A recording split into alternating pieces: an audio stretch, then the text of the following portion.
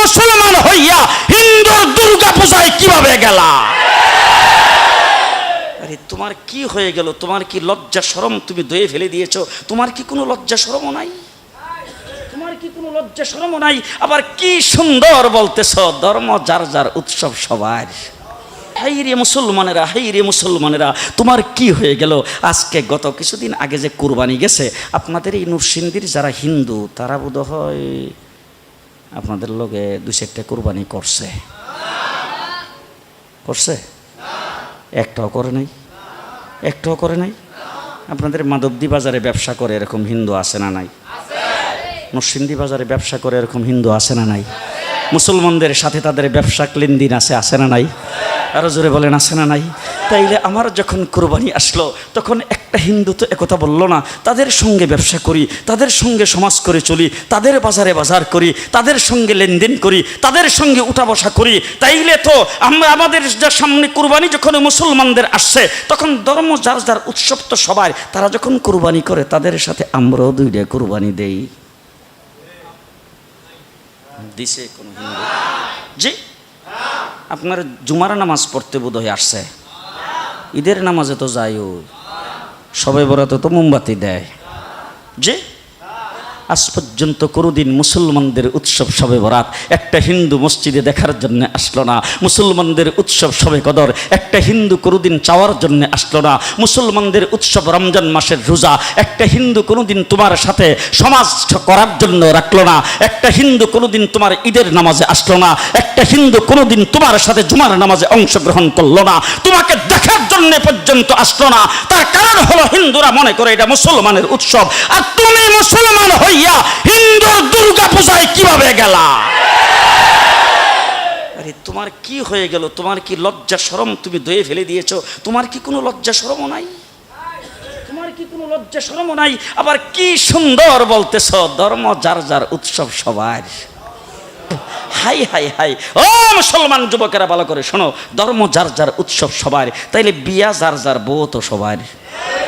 জি, বিয়ে যার যার, বউ সবার, পুষ্কুনি যার যার, মাছ সবার, গাছ যার যার, ফল সবার, ক্ষেত যার যার, ফসল সবার, দোকান যার যার, মাল সবার। এখন ঘুমাইছে কি? কথা বলেন না কেন?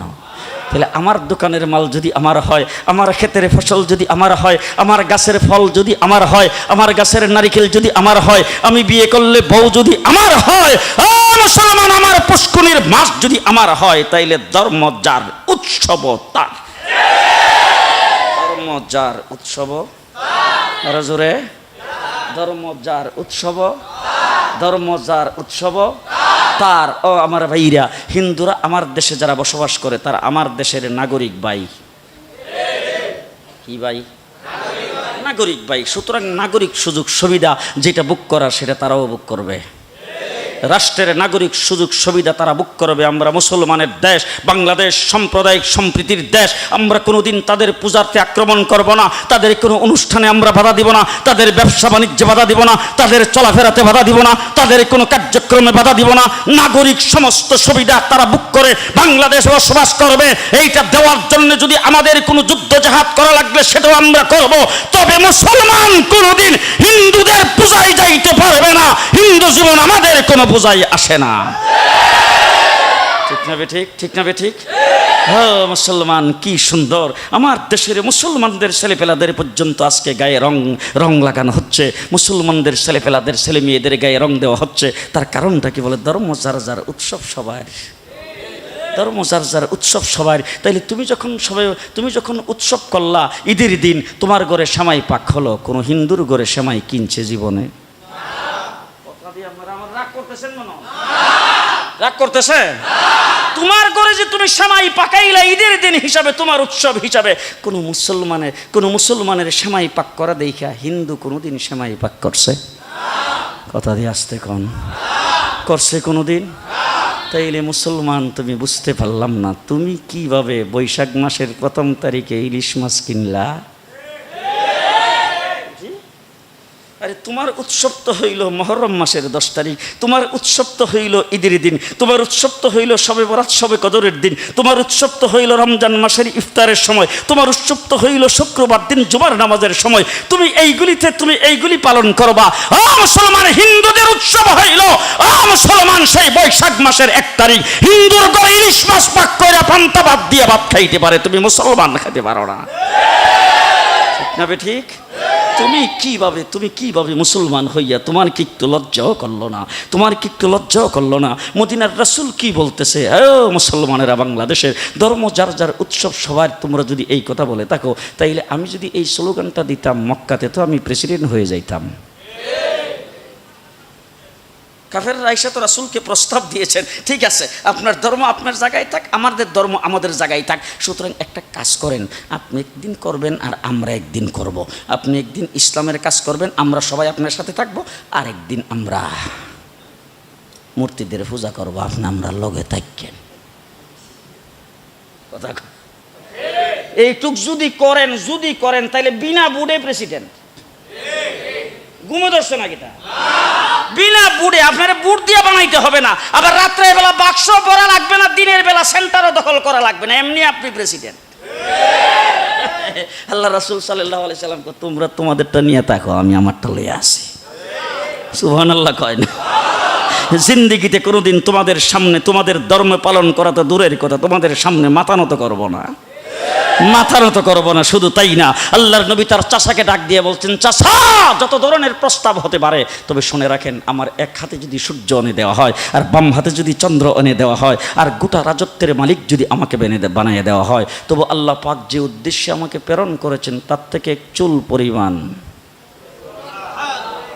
জি চুল পরিমাণ এদিক সেদিক হওয়ার মতো কোনো কায়দা নাই। তাইলে যেই নবী তাইফের জমিনে যায় মারি খাইল কিন্তু স্যালেন্ডার করলেন না, যিনি উহুদের লড়াইয়ে দান শহীদ করলেন স্যালেন্ডার করলেন না, যিনি মাথা নত করলেন না, হজরতে বেলালকে বাড়ি মালিতে বা মাটির মধ্যে শাস্ত্রানো হয়েছে, হজরতে বেলালকে উত্তপ্ত বালির মধ্যে পাথর চাপা দিয়ে রাখা হয়েছে, তাকে গলার মধ্যে রশি বেঁধে তারপরে রাস্তার বালিকার মধ্যে তাকে শাস্ত্রানো হয়েছে, যেইভাবে হজরতে হাব্বাব আর হুবাইবের উপর নির্যাতন করা হয়েছে, মুসলমান আমির হামজার লাশটাকে টুকরা টুকরা করা হয়েছে, তারপরও যেই নবী স্যালেন্ডার করে নাই, আর তুমি সেই ইসলাম ধর্মে জন্মগ্রহণ করে তুমি কিভাবে বলো ধর্ম চার চার উৎসব সবার? মুসলমান, তোমার কি একটু লজ্জাও করলো না? তুমি বিশ্ব নবীর উম্মত বলে দাবি করো, তোমার কি নবীর প্রতি একটু মায়া নাই? নবী কি করেছেন আর তুমি কি করছো?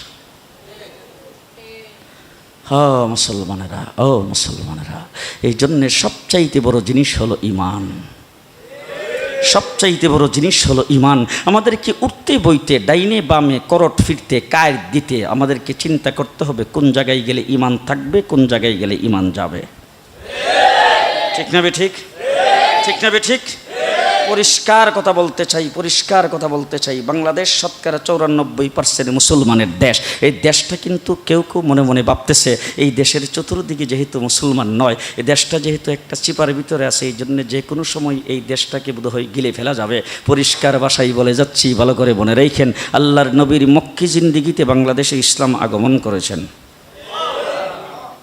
মদিনায় হিজরত করে যাই নাই, মক্কার জিন্দিগিতে রাসূল মক্কার জিন্দিগিতে মক্কি সাহাবী 4 জনের মাধ্যমে ইসলাম আগমন করেছেন বাংলাদেশে।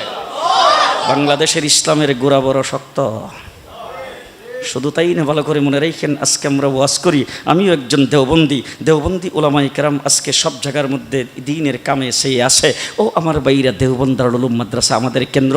তবে একটি কথা ভালো করে জেনে রাখেন, দেওবন্দে ইসলাম হাদিসের দর শুরু হওয়ার 600 বৎসর আগে আমাদের এই বাংলাদেশের ঢাকার উদূরে সোনারগাঁতে হযরতে শামসুদ্দিন আবু তাওয়ামা রাহমাতুল্লাহ আলাইহি এই জায়গায় হাদিসের দর শুরু করেছেন।